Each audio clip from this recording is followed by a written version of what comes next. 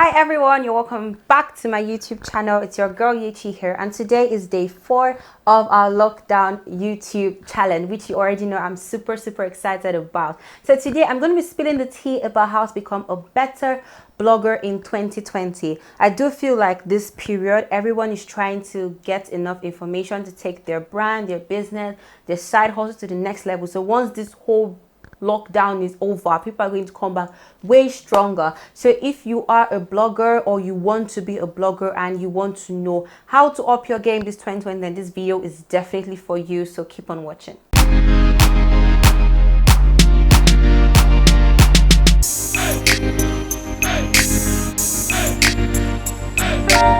So I'm going to try my best to explain every point, in a very simple way. And this is because blogging is not difficult, it's not complicated. It's something that a lot of people can do. Once you have passion and interest in it, you can do blogging. You can be an amazing blogger. So for being a better blogger, the very first thing I would say is have your brand basics. So your brand basics are your brand colors, your brand style, your brand font, logo.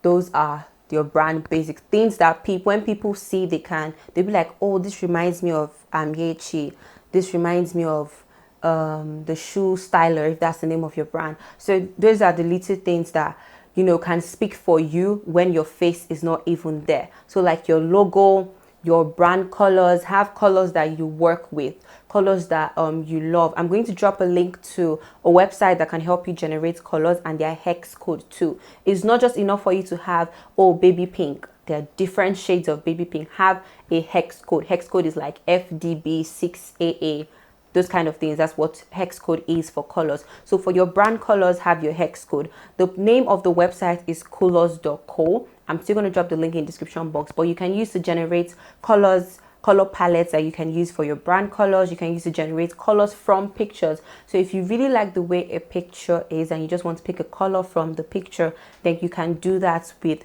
colors.co. Just a website, not an app, a website. Yep. So have your brand font also. So my brand font is Cinzel, and that's why I used to create my logo. That's also the fonts that I use sometimes for my text that come up in my video. So little things like that would go a long way. So once people see this particular font, they're like, this is like something that is like Iamyeychi's spec, like Iamyeychi's style and all. So that's what you need to know. Your brand basics go a long way. So by the time you have your brand colors and your logos, even when you're trying to create documents for your brand, like your media kit, your rate card, your invoice to send out to brands, you already have a color palette to work with, and it makes everything uniform and beautiful. You imagine you walking into ShopRite tomorrow and you find out that Coke bottle is now brown. It can't be, because Coca-Cola is already associated with the color red. So once you see like a bottle that is like red, the first thing your brain goes to, oh, this is Coke. Then you might not look and say, no, it's not Coke, it's another brand. Do you understand how it is? So that's how you need to. That's why it's important for you to have your brand colors, your brand style, everything. I mean, you know the text of Coca-Cola. You know the way Coca-Cola is written. The whole C being dragged down. It's part of branding, and it's really important you have that if you want to be a better blogger in 2020. So next thing now, if you know me, you know I preach consistency a lot. I do feel like without consistency, your brand cannot grow. But this is because consistency is what has helped my brand grow. So for consistency, I'm not going to tell you, oh, be consistent. I'm going to tell you what has helped me be consistent, and that is having a content calendar. So a content calendar shows the things that you'll be focusing on this month, and also your posts for each month and every day that they will be going up. Ending of March, when I knew I was going to do this challenge, I created my content calendar. In my content calendar, you can see I'm going to post this video today. This particular video I'm filming, I'm going to post it on the 4th day of the lockdown challenge, and like that. Every other post as is following. I also have the things that I'm focusing on for the month. So there are particular brands that I'm collaborating with this month. So I have it written down by the side. Okay, I'm going to be working with this brand and this brand. So when I'm fitting in my post on this and this, I can tell that, okay, I'm working with this brand this month. So definitely I do have to post for them. So I find a time that, okay, it would be good for me to create content for the brand, and I fit it there into my calendar, a time that will be good for me to film and also post for the brand and put into my calendar. These are things that I do at the ending of a month for the next month. So your content calendar will guide you a lot, because I said that when it comes to consistency in my Q&A, you have to create when your calendar tells you to do so, not when you feel like. So if you do not have a calendar, it's going to be difficult for you to even know when to film. You're going to be working based on your feelings, and that's not exactly what's best for you if you want to up your blogging game in 2020. So have a content calendar. I'm going to show you an example of a content calendar I created for a YouTuber and also someone that is a YouTuber and a blogger. So I have a content calendar showing the things that she's supposed to post this month and the brands that she's working with too.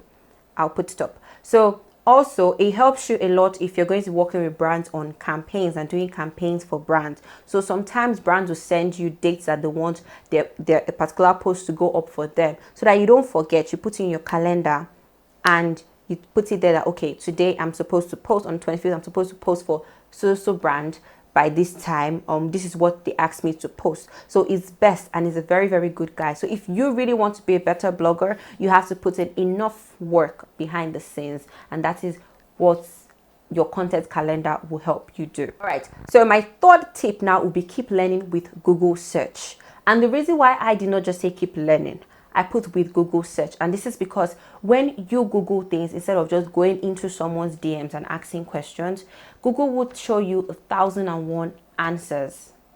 But the person you're going to meet, you say, okay, please help me with this, please help me with this, would only tell you what they know. And of course, nobody knows as much as Google. So you can see different resources online. That's really what has helped me in this whole blogging journey, using Google a lot. See, there's nothing you can type on Google that is stupid. If you want to know, okay, Google, how to make out cut out pictures for my YouTube thumbnail, how to make it fine, it might be long ago, but Google will bring out something that shows that. It will take you to YouTube where you can find more videos to help you out with it, instead of just going into someone's DMs that might not even reply you. Yes, it's fine for you to reach out to like maybe your influencers, bloggers, and creatives that you admire and ask them questions like, okay, how do you achieve this? How do you achieve this? But don't let that be your only source of knowledge for upping your game as a creative. So number 4 tip would be up your graphics and your pictures. You need to understand that your picture is what speaks for you as a blogger. I mean, you're a blogger, so you're working with pictures, you're working with visuals, you're working with graphics. So you want to make sure your pictures are captivating. Sometimes when people see a picture that is whack, they don't even bother to check the caption. The cover image for your blog post, you want to make sure it's catchy, so people will actually want to click on it to watch it. It's very, very important that you do that. So up your graphics. There are different sites you can use to create nice graphic posts. There's Canva. You don't need to have Adobe Illustrator. That might be quite confusing to learn and might take a while. There's Canva. Canva is really easy, and you can get Canva on your mobile phone. Also, I have a video on how I edit my pictures. So in case you're looking for an app you can use on your device to edit your pictures in a lovely way that the quality is not reduced, nothing, I would advise you check out that video. It's going to pop up, and I'm also going to drop the link in the description box. So my final tip, and I actually saved the best for last, kind of like the most important and something we all need to learn, especially if you want to go far and be successful in blogging, and it will be define your niche and stick to it. So your niche is your field, it's your area of specialization, because blogging is very broad. There's gossip, there's news, there's entertainment, there's sports, there's music, there's fashion, there's beauty, there's lifestyle. So there are different parts of blogging you can go into.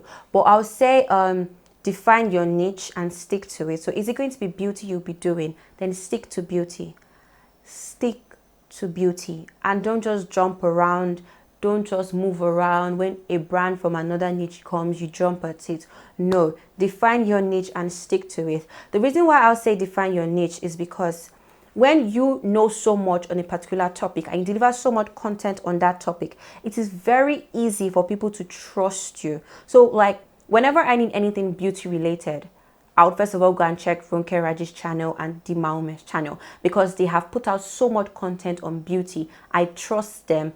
I trust whatever they want to say on beauty. This is their area of specialization. But if today you're doing tech, tomorrow you're doing fashion, last week you were doing skincare. Next tomorrow, you're doing fitness. And the week after that is you're not talking about food. I'm going to be confused on what to find when I come to your channel. So yes, you might have 1,001 interests, but if you really want to grow and go far as a blogger, you have to find a particular niche and stick to it. This is also easy for brands to approach you. So when a brand is coming to you, they know, okay, this is what you can deliver. They know your strength. So not just any brand can approach you. So it's best you don't try to be a jack of all trades and master of none, but you actually be a master of something and stick to it. There's no problem in expanding later on to more things. Maybe you start with beauty and then after a while you've done beauty so well and then you decide to add lookbooks to your channel, those kind of things. It's amazing. You can totally do that.